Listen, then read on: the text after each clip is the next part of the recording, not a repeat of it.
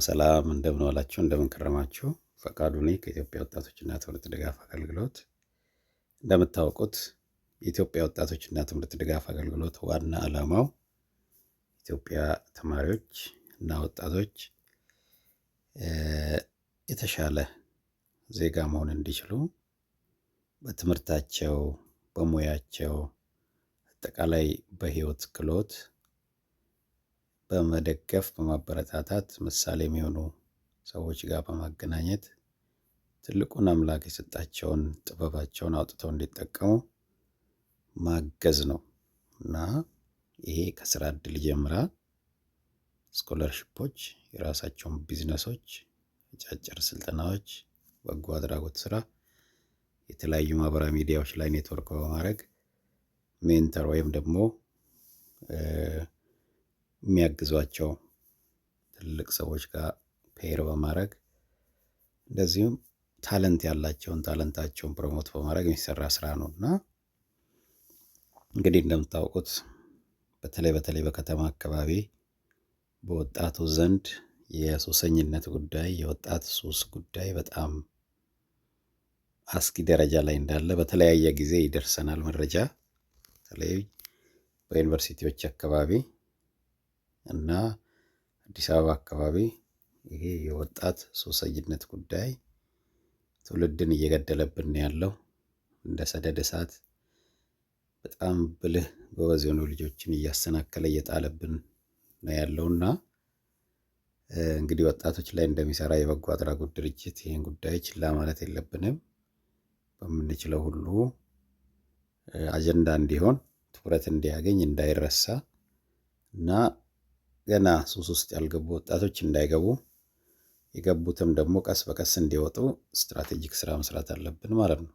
እዚህ ዛሬ ይሄንን ድምጽ ሪከርድ ማድረገው እዚህ ላይ የምትሰሩ አልባት በዩቲዩብ ይሁን እንደዚሁም በሊንክዲን በተለያዩ ማህበራዊ ሚዲያዎች የኛን ስራ የምትሰሙ ሰዎች እዚህ ላይ የሚሰሩ የምታውቁትን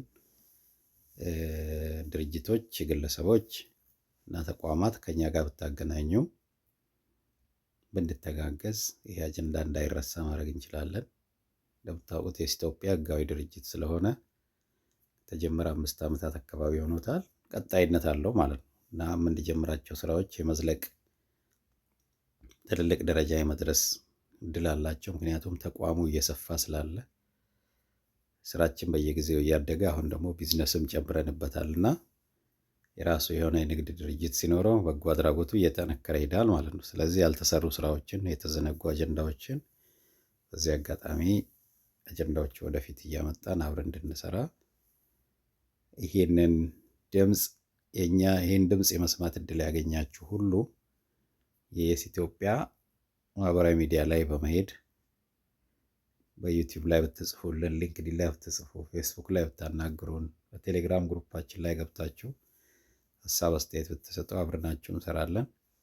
ደስ የሚለው እዚህ ላይ ብዙ ጥሩ ተሞክሮ ያላቸው ወጣቶች አሉ። ከዚህ ከሱስ ውስጥ ወጥተው ጥሩ ደረጃ የደረሱ የምናውቃቸው ወጣቶች አሉ። እነሱም ልምዳቸውን ሊያካፍሉ ይችላሉ። እንደዚሁም እዚህ አካባቢ የሚሰሩ ግብረሰናይ ድርጅቶች እንዳሉ እናውቃለን እና በተለይ ከተማ አካባቢ ከተሻለ ኢኮኖሚ የመጡ ወጣቶች የጥሩ ቤተሰብ ልጆች ናቸው በጣም እየተጎዱ ያሉት በዚህ ጉዳይ ማለት ነው። ገንዘብ በቀላሉ የሚያገኙ እና ቤተሰብ ጥሩ ቦታ ይደርሱልኛል ብሎ የሚመኛቸው ወጣቶች ናቸው የተሰናከሉ ያሉት። ስለዚህ የወጣት ሱሰኝነቱን ጉዳይ በደንብ መስራት መከላከል አለብን እኔና እናንተ ማለት ነው እና አብራችሁን እንድትሰሩ በኢትዮጵያ ወጣቶች ስም አደራ እላችኋለሁ። ምን ይሰራል ካላችሁኝ፣ አንደኛ አድቮኬሲ ይህን አጀንዳ በደንብ ትኩረት እንዲያገኝ በተለያዩ ማህበራዊ ሚዲያዎች፣ በተለያዩ ቴሌቪዥን ፕሮግራሞች፣ በፖድካስቶች እና አጀንዳ መነጋገሪያ እንዲሆን ማድረግ ትኩረት እንዲያገኝ ማድረግ ነው የመጀመሪያው ስራችን የሚሆነው ማለት ነው። በሁለተኛ ደረጃ በየትምህርት ተቋማት ለምሳሌ ሃይ ስኩሎች እና በዩኒቨርሲቲዎች ውስጥ ክበባትን ማጠናከር ማገዝ፣ መምህራን እዚህ ላይ በደንብ እንዲሰሩ ትምህርት ቤቶች የኔ ብለው አጀንዳው እንዲይዙ ማድረግ። በሶስተኛ ደረጃ እዚህ ውስጥ ሱስ ውስጥ የገቡ ወጣቶች ድጋፍ እንዲያገኙ እና ከሱስ ውስጥ እንዲወጡ ማገዝ፣ ያልገቡት ደግሞ እንዳይገቡ በተለያየ ዘዴ ከሃይማኖት ተቋማት ጋር አብሮ በመሆን ስትራቴጂክ ስራ መሰራት አለበት። እንደዚሁም እጅግ መሰራት አለበት ብለን የምናምነው በተለይ ኢትዮጵያ ዩኒቨርሲቲዎችን ተከትሎ በዩኒቨርሲቲዎቹ ዙሪያዎች ላይ በጣም ለወጣቶች ህይወት ጎጂ የሆኑ እና ወጣቶችን የሚያሰናክሉ የንግድ ተቋማት ሱስን መሰረት አድርገው የተሰሩ ይበዛሉ። እዚህ ላይ ደግሞ የመንግስት አካላት ጠንከር ያለ ቁጥጥርና እርምጃ እንዲወስዱ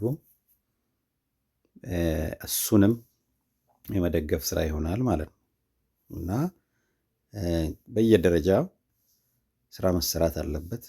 በቤተሰብ ደረጃ፣ በትምህርት ቤት ደረጃ፣ በዩኒቨርሲቲዎች ደረጃ እንደዚሁም በማህበራዊ ሚዲያዎች፣ በሚዲያ በተቋማት የሚሰራ ስራ ይኖራል ማለት ነው። ዘላቂ የሆነ እና ዝም ብሎ የአንድ ወቅት ሆይ ሆይታ ሆኖ እንዳይቀር በዘላቂነት እንዲሰራ ወይስ ኢትዮጵያ ውስጥ የስራ የሚካተት ከሆነ ቆንጆ መሰረት ስለሚኖረው የኛው የመዝለቅ እድል ስላለው ተቋም ስለሆነ ይሄን ልነግራችሁ ፈልጋለሁ እና በዚህ ላይ መስራት የምትፈልጉ አሁን እዚህ ጋር በጠቀስኩት መሰረት ይሄ አጀንዳ በደንብ ብዙ ቦታ እንዲደርስ እንድታግዙን፣ ለሌሎቹ ሼር እንድታረጉ እና ከኛ ጋርም ደግሞ ወጣችሁ ከኛ ጋር አብረን እንድንሰራ ጥሪ ያቀርባለሁ እና አሁን ልክ እኔ እንዳደረኩት ሁላችሁም ስልክ ያላችሁ ኢንተርኔት ያላችሁ እንዲህ አይነት መልእክቶችን በማካፈል ተመሳሳይ መልእክት ሪከርድ በማድረግ ሼር ብናደርግ እንኳን ህይወት ማዳኑ ወጣቶችን የመጠበቁ ስራ ተጀመረ ማለት ነውና ብዙዎች ወጣቶች ደግሞ ሱስ ውስጥ ከገቡ በኋላ መውጣት ይፈልጋሉ። ብዙዎቹ መውጣት ይፈልጋሉ ግን አያውቁበትም ወይም ይከብዳቸዋል መውጣቱ ማለት ነውና እነሱንም መውጣት የሚፈልጉት በቀላሉ እንዲወጡ እናግዛለን አብረን ማለት ነው እና ይሄን ልላችሁ ፈልጋለሁ። እንግዲህ የኢትዮጵያ ወጣቶችና ትምህርት ድጋፍ አገልግሎት እንዲህ አይነት ወጣቶችን ተማሪዎችን የሚያግዙ ስራዎችን